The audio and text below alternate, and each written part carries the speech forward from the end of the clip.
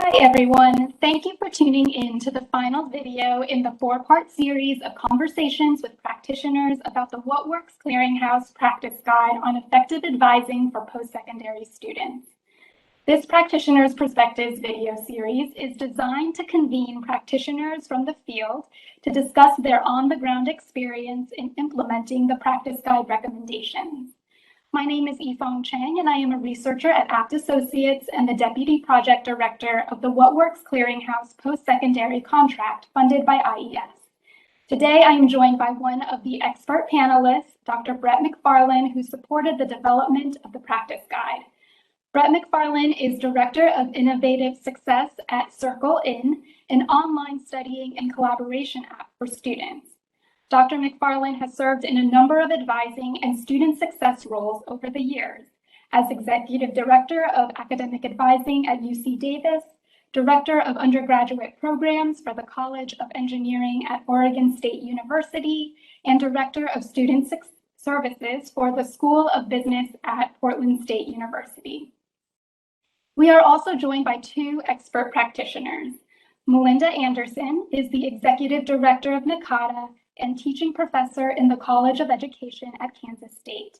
Dr. Anderson served prior as the Interim Associate Vice Chancellor for Student Success at Elizabeth City State University in North Carolina and held positions as the Associate Dean of Undergraduate Studies at the University of North Carolina, Wilmington, Director of Pre-Health and Pre-Law Advising at Virginia Commonwealth University, and Associate Director of Academic Advising at the College of William and Mary, also in Virginia.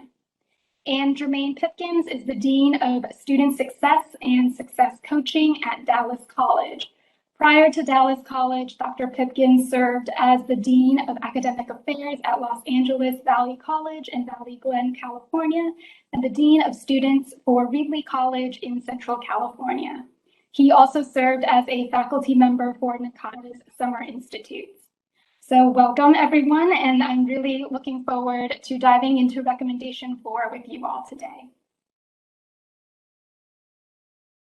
Before I turn the time over to our experts, I want to briefly introduce recommendation 4 and its evidence rating. Recommendation 4 in the practice guide is to embed positive incentives in intentionally designed advising structures to encourage student participation and continued engagement. The What Works Clearinghouse team and the expert panel assigned recommendation 4 a strong level of evidence, which means that there is consistent evidence that meets What Works Clearinghouse standards and indicates that the practices improve student outcomes for a diverse population of students. This rating was based on 6 studies of interventions that include embedded incentives implemented with post-secondary students in the United States. All 6 studies meet What Works Clearinghouse group design standards without reservations. The evidence from these 6 studies provides a direct test of the recommendation, as incentives are a primary component of the intervention in 4 studies and a secondary component of the intervention in 2 studies. The studied interventions included 2 different types of incentives. The first type is student scholarships that were tied to academic milestones, credit hours, and/or grades. And the second is monthly incentives in the form of a small stipend or transportation benefits that students received when they participated in advising, tutoring, and/or career services. For each recommendation, the practice guide provides details about the recommended practice, including how the panel arrived at the level of evidence rating, guidance about how to carry out the recommendation, potential obstacles and solutions, and tools and resources to support carrying out the recommendation. The practice guide offers 4 steps on how to carry out recommendation 4. The first step is to offer incentives for students to engage with available supports. Incentives may be financial, such as gift cards, book vouchers, transportation passes, parking permits, food, or subsidized childcare, or they may be non-financial, such as priority registration, priority meeting times with advisors, or access to additional courses at no cost.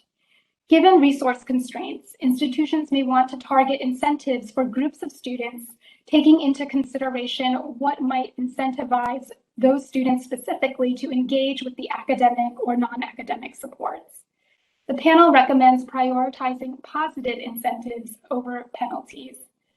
The second how-to step is to incentivize face-to-face advising meetings.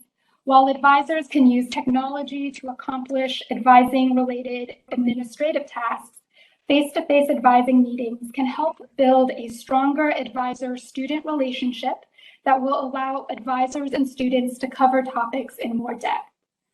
Third, use a positive student-centered approach before, during, and after advisor-student contacts.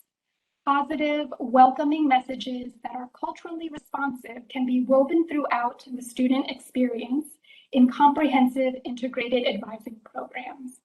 The goal of these positive student-centered approaches is for students to view the advising supports as beneficial and in turn be self-motivated to continue to engage with their advisor and other student supports. And finally, consider incentives that extend beyond advising activities to include other milestones required for students to progress in college.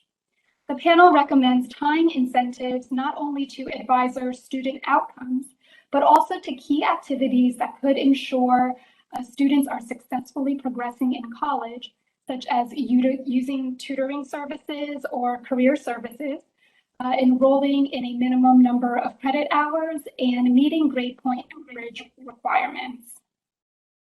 So that was a quick summary of recommendation 4, and now I am going to turn the presentation over to Brett, who will moderate a conversation with our experts, who will share their thoughts about each of these how-to steps.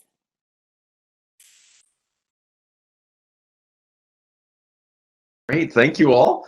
Yifeng, thank you. I'm excited to be here today with two colleagues that I've had the pleasure of working in the advising realm with over the years.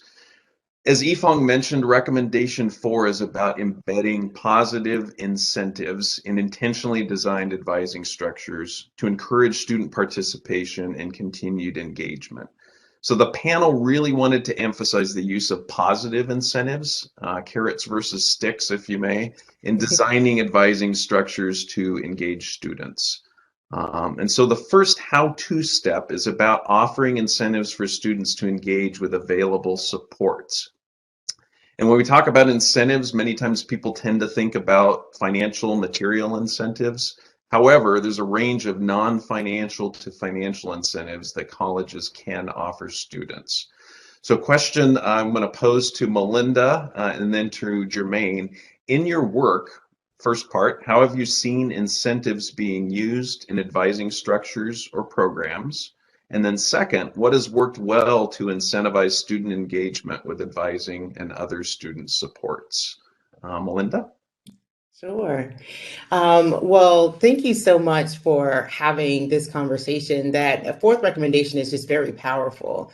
And I love your use of the metaphor, carrots versus sticks, because when you think about the space that we enter to with students in terms of academic advising, that one recommendation, especially around advising appointments with your students, I've seen the incentive around just being able to register for courses early being a very powerful incentive, especially when you think about my ability to take maybe a particular course that I've really been interested in wanting to take, and it's not offered in terms of several sections. And so encouraging students to say, come see me, and then you can get an early time ticket, right? And so instead of this idea of a hold on your account, but getting a time ticket in order to have access to the registration window earlier is a very powerful incentive to encourage students to come see their advisor sooner rather than later. So definitely seeing that in terms of the messaging that advisors put out, like, come see me early. We want to make sure that you're on time for your registration experience. But then also helping when students do come and engage into that experience, thinking about what that course planning experience can be, and the student support services that they have goes beyond that conversation, right? But the idea of getting into the queue, early is what kind of draws students in. I think another powerful incentive is around probation or students who are on warning when they're meeting with their advisor. Oftentimes, students do have to sit down with their advisor around financial aid or academic appeals. And so having an academic advisor in your corner, being able to say, this student is doing what they need to do in order to be supported for academic recovery or academic probation or warning while they're going through recovery periods is a very powerful incentive and motivation for students to be connected to their academic advisor. I think another one, when we start talking about non-financial motives, when you think about from a community college perspective, especially 2 years that are connected to four-year partners at Spokane Community College, one of my colleagues had talked about how they have movie passes or tickets or access to the gym that might have services at the four-year partners. And so encouraging when their advised students come to see them saying, here's movie passes or here's experiences that you can get at your four-year partners where you're going. And that's one way to encourage them to see their advisors early. And so it's not financial in terms of money in your pocket, but just creating that continuity, right, of continuing student support services and then encouraging them to move forward at their 4 years. And then I just have just two more examples.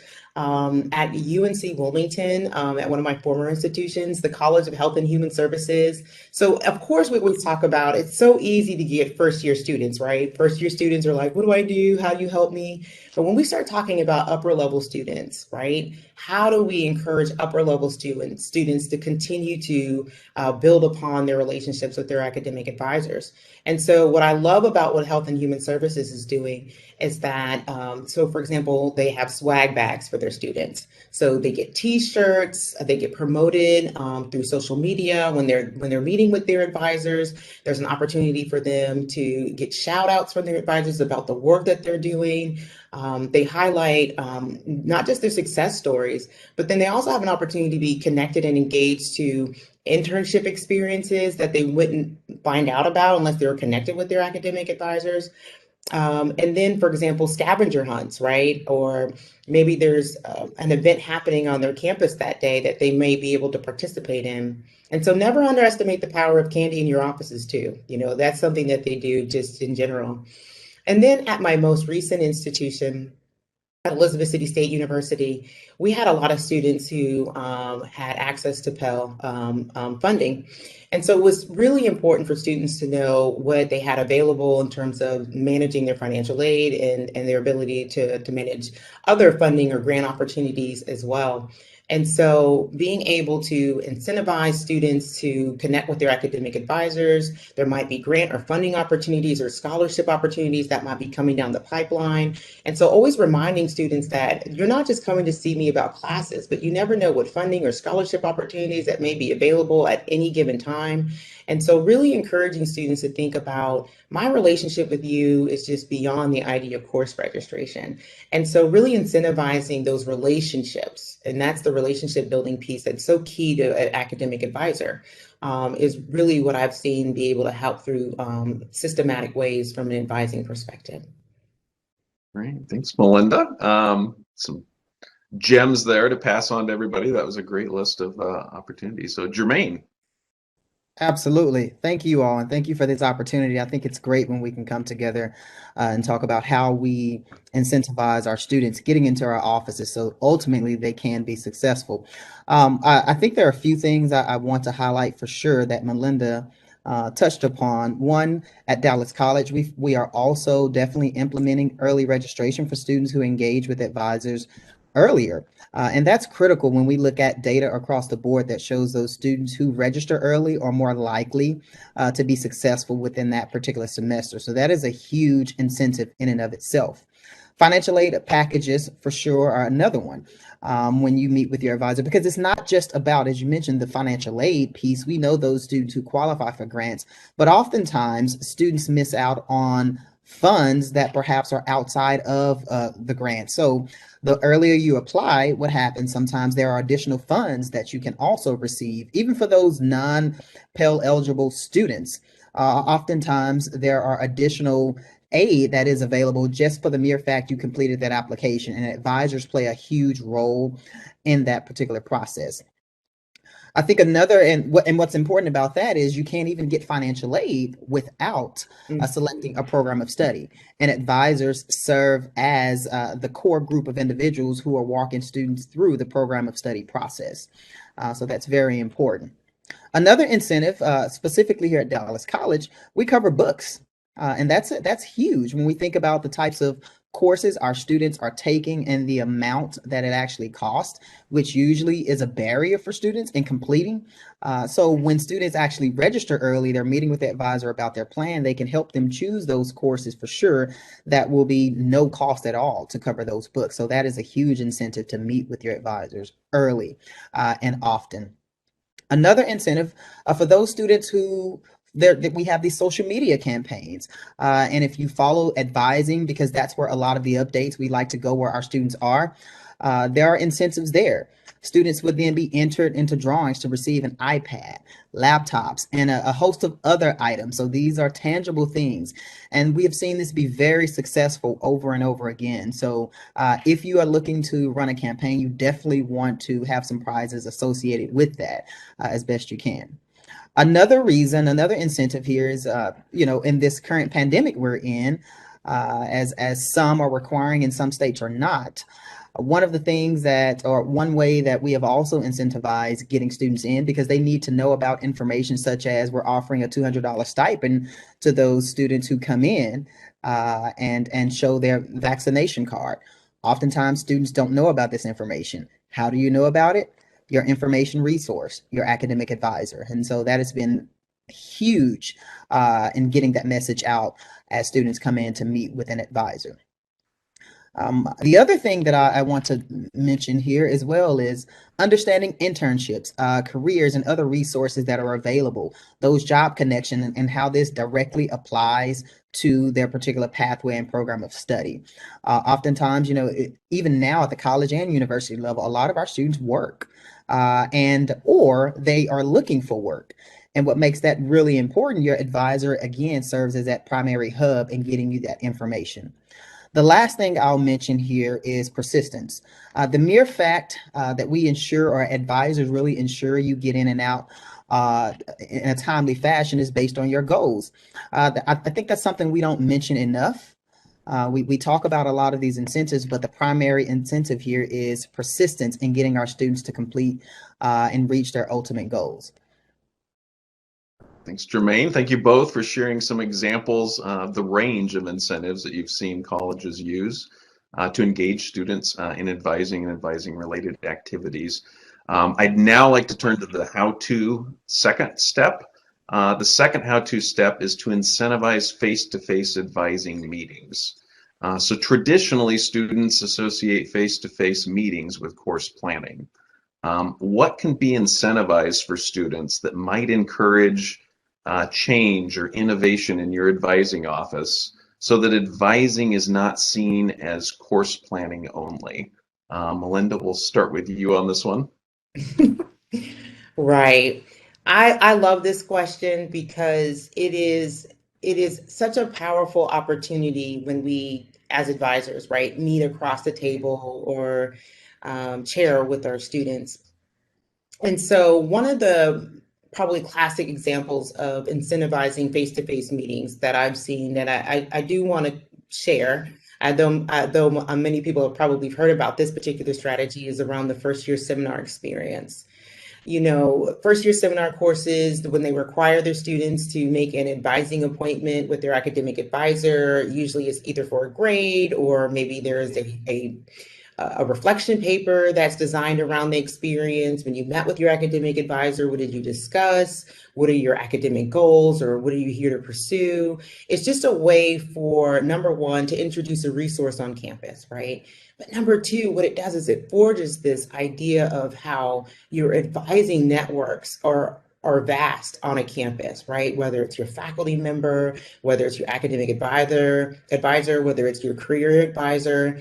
And so I think the idea of incentivizing the idea of a face-to-face meeting, which now in these times, we also talk about virtual meetings, but they're face-to-face, is this idea of maybe their student is engaged in another opportunity on campus, but then also requiring that. So first year seminars, I think, are a classic model of, hey, you're taking this first year course that's required for graduation, and we're going to make it a course assignment for you to see your academic advisor. And so that's a really great partnership that I've seen work really well. But then it also has the student carry forward this idea that, wow, I had this experience and I really do need to go back and see this academic advisor, especially for programs that don't necessarily require advising on campus. It's just a really great way to introduce that student to that resource. Another way that I've seen it, for example, male achievement programs. So in North Carolina North Carolina system, we have a lot of male achievement programs. And so they work really closely with academic advisors on campuses and connecting to grant opportunities and male achievement programs. They have requirements for students to have frequent meetings with academic advisors to make sure that they're on track for degree completion, but then more importantly, from a career and a professional perspective, right? When you think about male achievement programs. And so maybe there's an opportunity that's connected to grant work that's on your campus where you have a relationship either through a particular degree program or a particular professional area that you can connect the idea of incentivizing face-to-face advising meetings. Advisors are helpers, and we want to be involved and we want to be engaged. And when you think about this is what I used to call it, the idea of increasing the circle of concern on your campus around student success, broadening that, right? It's not just me that cares about students being successful, it's everybody. And when you're broadening that circle of concern, you'll find it in different pockets on your campus. And so looking at different elements or organizations or community supports on your campus, but then coming together to say, how do our programs naturally fit and how they intertwine?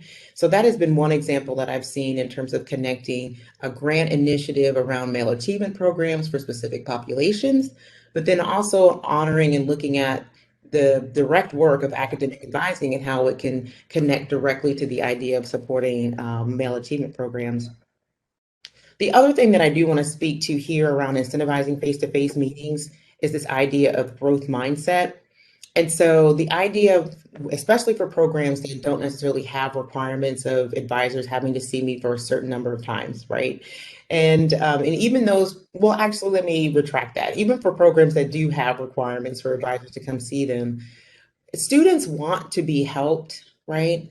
And I think sometimes advisors may feel as if students may or may not want to seek their help. But given what we've seen on campuses lately, I'm really hearing a lot of, I guess, feedback from both sides. Students really need more support than ever, and academic advisors really want to extend themselves more than ever. And so I think it's about figuring out how do we come together to provide opportunities, whether they're face-to-face or in a virtual setting, so that we're giving and lending the support that we need. And I think incentivizing and finding places where people are naturally are connecting or finding those connections are probably the best way to start. Great, thank you. No, I love the circle of support, the ability to have warm handoffs between caring individuals on the campus, and be able to really think of ways to incentivize the utilization of that network. So thanks for that. Jermaine. Absolutely. Excellent information. I want to start by saying, when we think about academic planning, and we know that is one component of the advising role and responsibility. Yes, that is one component, but advisors do much more than that. Advisors are educators. And I think we have to put that in perspective when we think about this registration component and the academic planning component. Advisors truly are educators, and there's more to the advising experience. But we've shared many different examples about the different types of incentives offers, but I think it's also important to ensure that advisors are accessible and these incentives are within our students' reach. For example, we think about this old saying of, if you build it, they will come. That's no longer the case here. We have to go where our students are. And what we've implemented here over the last, I'll say several months, is having our advisors accessible at Dallas College from 8 a.m. to 12 midnight. That is huge when we talk about all the different challenges that our students face with time and other obligations. So one, our advisors are very accessible, and that can be from face-to-face and or in a virtual format. Right now, there are about 5 or 6 different modalities where students can interact with an advisor. Face-to-face, of course, virtually, through phone, through chat, and other areas. And so one of the things I challenge everyone to do is to look at how accessible our advisors are to our student population. And so I think the other thing here in terms of incentives, and we overlook this often, but the better connection that our students get with the college as a whole, it is as and serving that and using that as a huge incentive. Our students may not feel a sense of connection or belonging at an institution. So that effective relationship building is an incentive. If you think about this one aspect of academic planning, as I mentioned earlier, that's one small component on this student success agenda or this student success track for our students. But there are so many other things, as you mentioned. What about connecting them to the other resources in terms of tutoring? What about student clubs, mentors? All of that truly is filtered through advising where they're getting most of their information from. And so I want to make sure that when we look at incentives, we look at some of those other incentives that are not necessarily financial in nature, but they do assist along the journey of our students actually completing. Those carrots that we mentioned are critical. They are to get our students in to understand we are more than just registration, but we are problem solvers. And that's a huge incentive to know I have a problem. I can go to my advisor, and now they've helped me to navigate this problem, and I have a solution moving forward. Mm-hmm. Great, thanks, Jermaine. Really good point about we can incentivize this as much as possible, but this also needs to be accessible and attainable for students in ways that fit with their needs. So that's a really important point. The third how-to step is about using positive student-centered approaches before, during, and after student contacts. How might positive incentives also be used as an organizational change mechanism to transform the traditional experience of advisor as registration guru to one of advisor as a success partner? Melinda. Brad, I don't know if you can see that I'm hiding my excitement. I love the fact that you've asked this question because, you know, with NACADA, when we talk about our pillars or the core of the work that we do here in the association, we really do talk about advising as teaching, you know, and Jermaine, you were spot on. We're educators. And so when we think about the framework of advising as teaching, the idea of course registration is just one aspect of your academic journey. And so the idea of a flipped advising model, which I love that concept, you know, students understanding, you know, why are you here, right? It's something that I can walk you through. But a flipped advising model allows that student an opportunity to think independently about what courses do I need based on my career goals. But then I come down and I sit with my academic advisor, who is my partner in this learning process. And then together we walk through those additional steps that I may not have all the questions, all the answers for, or the questions that I need to be thinking about in consideration. When you think about, for example, adult learners coming back and finishing their degrees, or you think about that student who wants to pursue professional or graduate school perspective. I remember when I thought about my master's, I remember my advisor from my undergraduate experience was like, you need to take GREs. And I said, GR who? You know, like there's all these things that I didn't even know to ask the question, right? And so when you think about the positive incentive, right, in terms of how are we moving forward as advising as teaching as a model, and then as a practitioner, how does that show up in terms of the benefit of the student? It is for the student to know that we are partners in this. And so when we come together and think about And I know that sometimes I say academic journey and people they smile and say, "Oh, she's so cute." But really it is a journey. It's not necessarily just this one particular destination because we're supposed to be learning for a lifetime. And I really truly believe that. And so when students come to us and we're thinking through what your experiences are and how you're wanting to live and what is it that you're wanting to do and how do you show up for your work, these are all the things that we're asking you in terms of how I'm going to be your partner in thinking about your success. This is not about what I think you should do. This is about what is it that you're wanting to do and how you hope to do it. And then what are the challenges that you're facing? And then what are the resources that the institution and that I can provide to help you achieve that goal? And so I really feel like this critical step right here is something that once you get through all the incentives, right, this is the heart of the matter. And this is where students are walking away changed from this educational experience. Yeah, no, really good point. I think thinking about incentives too, that are gained after a period of time with your advisor, right? You start seeing that as the incentive versus some of these initial things we've been talking about as well. So, Jermaine. Absolutely. You know what, really, I love this question, and I love the way it's framed because if we think about advisors as a success partner, I want to really speak on that. One of the things that we developed here is to at Dallas College is that every student will have a customized yet individualized success plan, and that's built in partnership with each and every student. That's huge because it's not some random plan that's built for every single student that looks the same. And so when we think about expanding and elevating the advising experience across the board, I think it's important to recognize that every student is unique and individual with a certain set of barriers and strengths that they come with. And so based on that, every student leaves with an individualized success plan. And that success plan, again, is based on that relationship, that student intake, and all the information that has been gathered across the board for students. So when we think about advisors being a success partner, the success plan truly drives and it helps to inform everything that happens during that advising session and, of course, afterward as well. So it gives you a complete track, a success track of what you need to do during that particular semester to be successful.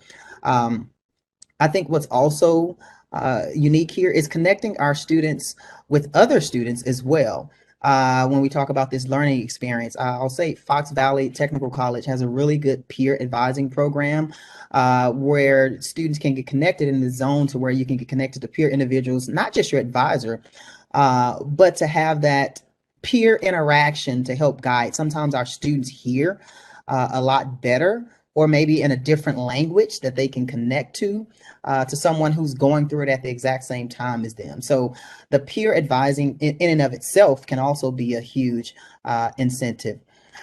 So I think when we couple the success plan with peer advisors and those carrots that we mentioned collectively, I'll go back to something that I've mentioned over and over again, which is the biggest incentive here is this persistence and completion. The last thing I want to mention is this layered approach in terms of incentives through case management. Advisors, those at one, if you have a case management model, advisors specifically can look at their caseload at the end of the term and celebrate those milestones.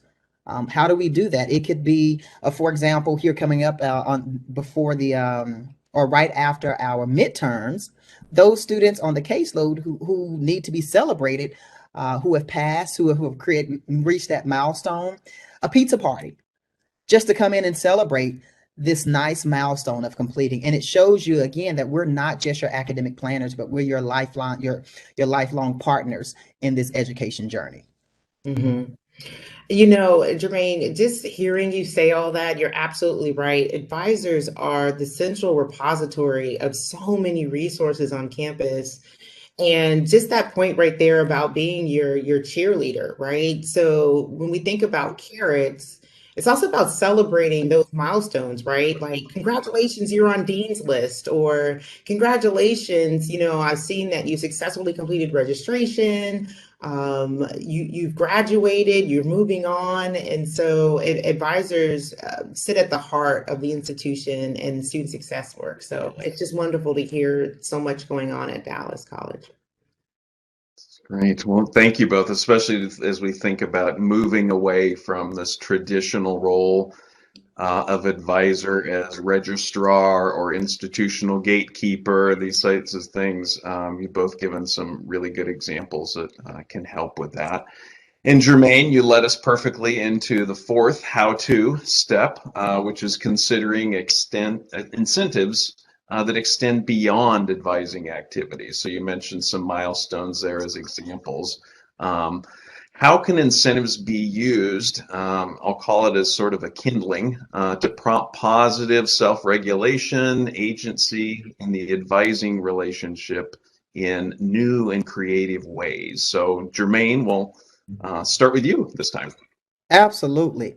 I love this because it is about getting our students in and having them to become self-sufficient, but ultimately so they can leave with an increased knowledge base here.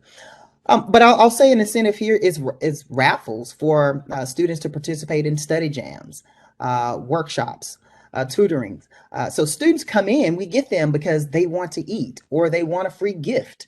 And however, they're leaving with something much, much more valuable. Absolutely, we will provide you with the food, with the gifts, with the raffles, but you leave with the knowledge and skill set to actually pass your class. So those carrots we talk about, they're important. I would say make sure that is a part of our planning, but study jams, what's the ultimate goal here? Is to increase our students' knowledge base so that they can be successful in our class. Why are we having the tutoring sessions? Why do we want you to come into workshops on the new changes that are happening with our respective colleges and universities so that you can grow and learn from those experiences, take that information back, apply it in your courses, meet those student learning outcomes, and pass and be successful. So I think we have to be very creative, and we have to be in tune with what our students' non-academic needs are, and some of those other things that just draw them in so that we can leave them with even more knowledge than what they came in. So I think one of the milestones I'll say and stressors for students is what they will do after they graduate. So as mentioned earlier, one of the incentives in meeting with an advisor is that they leave with a better understanding of certain internships and other resources that are available to connect them with jobs. But what about when we do that while they're still in school? What about we have some incentives set up for them before they leave? Part of this success plan that I mentioned earlier is determining, okay, by credit hour number 40 or number 30, here's what I'm already doing to work toward my career prior to me graduating. By credit hour number 60, I'm at the halfway mark of getting my bachelor's, and I'm already involved in certain initiatives that I will benefit from by the time I graduate. So I think those conversations have to be embedded within the entire advising experience as students are engaged throughout their program. That's great. Yeah, Jermaine, I love the concept of the success plan and incentivizing different milestones within that from inception till post-graduation. That's really tremendous. Melinda. Yeah, no, I definitely would agree. I love the idea of milestones and then moving along their developmental journey in that experience, and then adjusting for student populations in terms of how they show up at our institutions. I was just thinking about one of my favorite anecdotes that I heard about career advising from one of my colleagues was that a student graduates and then they take off their cap and gown and they come to the career center and they say, "Can I have my job now, please?" And the first time I heard that story, I was like, I just busted out laughing. But her point was well taken, right? The idea of discovering what advantages the Career Center holds for you is not the idea of, okay, I graduated with my degree, now where's my job, right? That's not what the Career Center is for.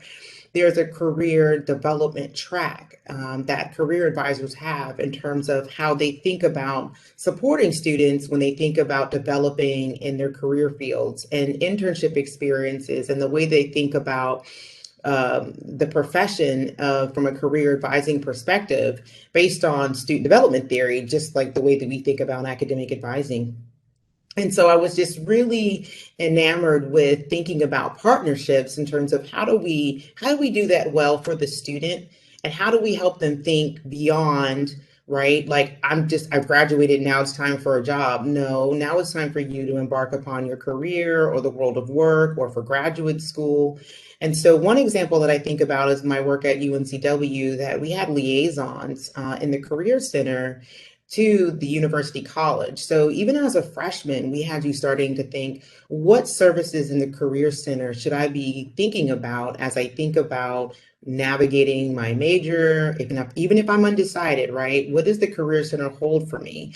And it's not just the idea of going to a career fair, right, to see what employers are coming to the institution, but how should I think about myself developing along this particular track of my development when I think about who I want to become as I move through this journey at my current institution. And then I also think about most recently at Elizabeth City, when I think about international education. We had a lot of students who may not have considered the idea of traveling abroad. And so the idea of, like, how do I get my passport? What does that look like for me in terms of getting grant funding or opportunities to travel abroad and to have these experiences that complement my major or my intended career field? And so when you think about how do you partner with these opportunities and experiences, do you bring them into your first year seminar? Do you bring them directly to the academic advisor?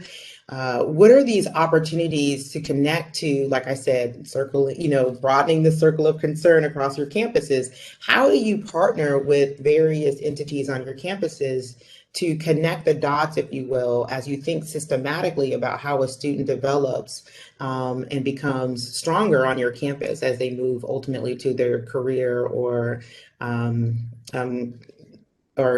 graduate school goals?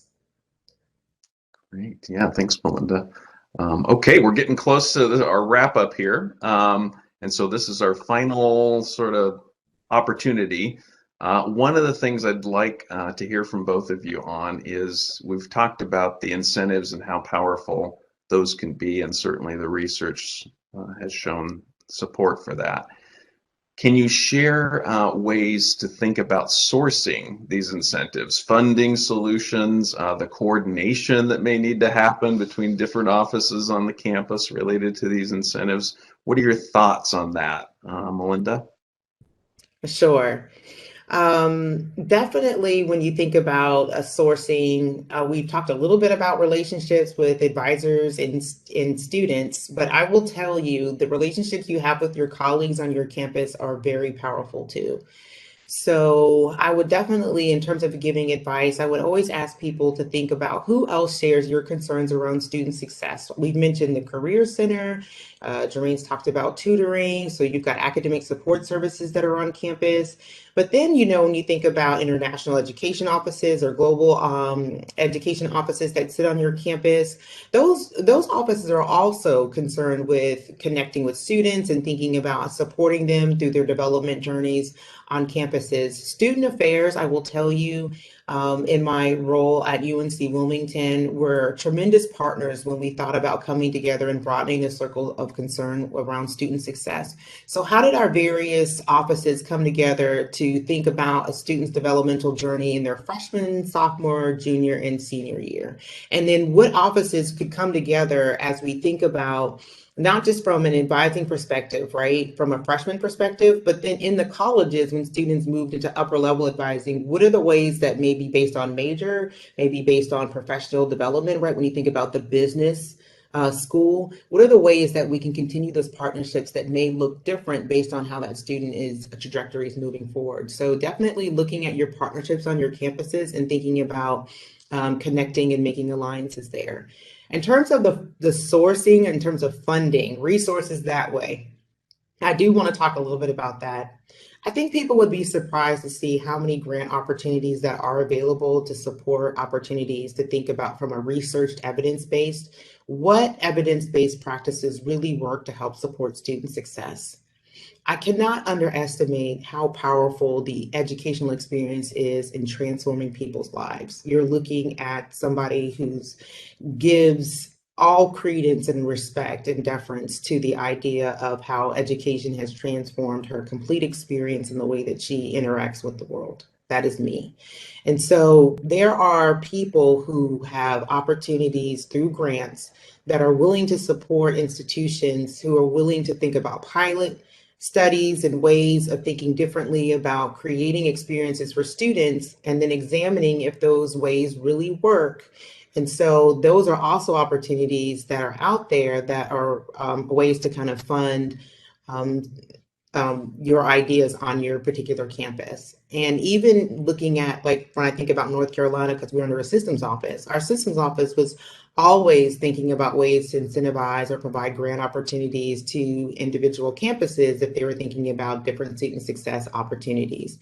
So those are just some examples from my previous experiences. But then I also know that just talking to your colleagues and just thinking about ways to do this work better and for our students will always provide different ways of thinking in terms of how do we continue to do our best work on our campuses. So Brett, those are some of the things that I can just come off the top of my head with. Great, thanks, Melinda. Jermaine, final thoughts and any thoughts you have on operationalizing some of this incentive work? Absolutely. Just a few things, and I'll add. Melinda definitely touched upon some excellent tips here. I am going to address the elephant in the room here: budget, budget, budget. And that's huge, as we talk about incentives. But how do we gain traction in terms of budget? One of the things that needs to happen for every department, specifically all of our advising departments, is engaging in annual program review. How are we spending our funds? What has been the return on investment in spending those particular funds? And are there funds that can directly support our student-related initiatives that are going directly to our students? I think it's really critical to engage in program review. So as we advocate for additional funds, or we are pivoting in the way we used to use certain funds and having at least, and it doesn't have to be a large amount. You would be surprised at how much a $2,000 adjustment can make in terms of incentivizing students getting in. I mentioned raffles, certain prizes within a whole year. Again, students love free raffles. So we're thinking of a $400 iPad. $400 iPad. So if we set aside $2,000, you still have $1,600 remaining for additional gifts and prizes. And that's coming directly and going directly into the hands of students. So again, we're not talking about 10, 20, 50, $100,000, but what a small amount can do when it's going directly into the hands of students. Again, this pandemic has taught us something very valuable. Earlier, I mentioned incentivizing students getting the vaccine. That was because of her funds. How are we using these funds to directly support our students and our success related initiatives? So again, sometimes it's about reallocating how certain dollars are already that are already allocated to us. So again, how are we using those HER funds? Foundation. We get a lot of funds that are donated. And sometimes those funds come with stipulations. Sometimes those funds it's very vague in how we can use them, but what better way to look at using some of our foundation funds to actually incentivize students with a very important advising initiative or your advising experiences. So I think when you look at budget and even just allocating a small amount, how are we utilizing her funds? How are we utilizing our foundation funds? And then ultimately engaging in program review annually and analyzing how beneficial and how close we came to achieving our goals and getting more students in and having them a greater sense of connection to our respective schools and how our dollars contributed directly to those causes. Great, thank you, Jermaine. As always, an absolute pleasure with you both discussing this in ways that we can better utilize the research that's come out related to incentives and advising. So I'm going to go ahead and turn over the presentation back to Yifong to conclude our session today. Okay, thank you, Brett. Before I close out the video, I also want to thank Brett, Melinda, Jermaine. Thank you again for being so generous with your time and expertise. Thank you for sharing not just the tangible incentives that your college and or other colleges are providing students in order to engage them in advising, but I think the discussion about how incentives can be used to change advising and students' perspectives of perceptions of advising is an important one to have. And we hope that this discussion will continue beyond today across institutions. To close out this series, the practice guide on effective advising for post-secondary students can be accessed through the What Works Clearinghouse website. If you have any additional questions, feel free to connect with Brett via email. His email address is on the slide.